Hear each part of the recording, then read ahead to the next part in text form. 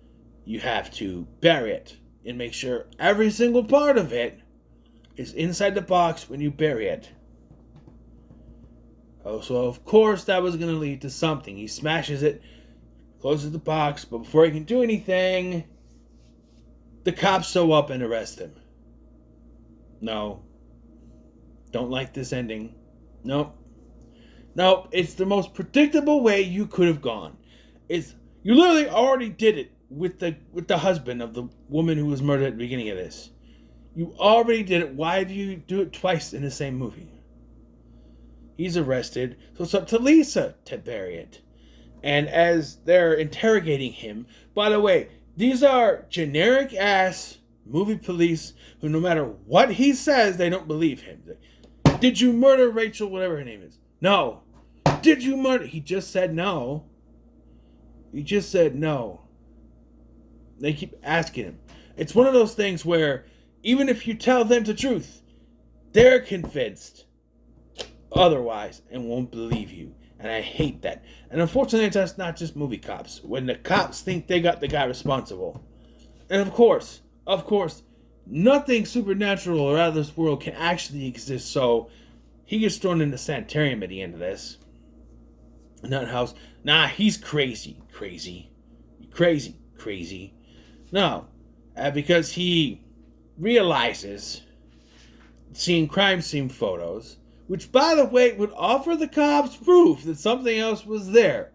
That one of the Jack-in-the-Box's claws broke off when they were smashing it into the box. So it's not over. And as Lisa starts to bury it, it pops out and kills her, and it moves to 6. So that's it, right? It won't kill now. But there's 2 sequels. And I've looked on the IMDb page. Guy who plays Casey, not in the other 2, which has me convinced that each of the sequels are going to be one of those in-name only sequels that say Jack in the Box, but the different characters in each one, which I don't like that. It's cheap. It's a cheap way of doing things. We're not going to bring back the actors and pay them more money. No, we'll get new ones. But by doing that, you kind of leave Casey's story up in the air, right? Like, he realized, and again, another thing I want to throw out there is that they collected this claw as evidence.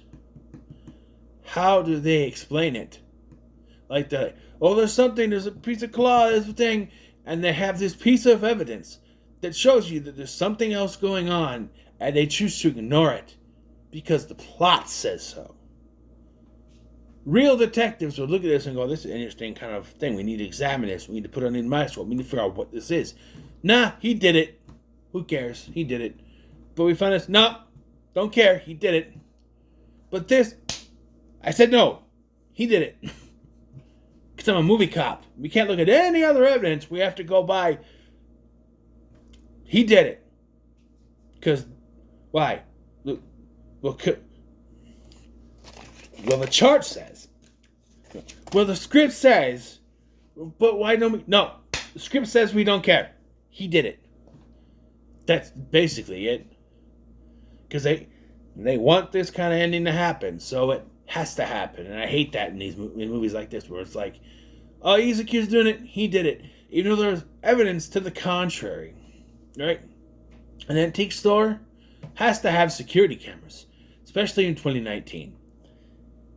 You have to have, maybe they established there wasn't, I don't know, but there's that piece of the cloth. There's got to be something with that they wouldn't just ignore it. They'd have to look at somehow. I don't know. Oh, and they're also going to have to worry about the fact that she is now dead. And, okay, we have another person that's dead. But this guy was locked up. Obviously, he didn't do it. No, he did it. But did I tell you about the script? Oh, that's not it. I don't know. And I'm pretty sure they're not even going to connect it in the next one. But I don't know. I kind of wanted to check these out. So this was not that bad, honestly. It was better than I thought it was going to be. Still crap. But it's the direct-to-video stuff you expect to be. I'll tell you what. It's a hell of a lot better than Winnie the Pooh Blood and Honey, I'll tell you that much. Maybe even the second one too. It's not bad. Not bad. So I'm gonna give it a middle of the road. I'll give it a middle of the road. It's not bad.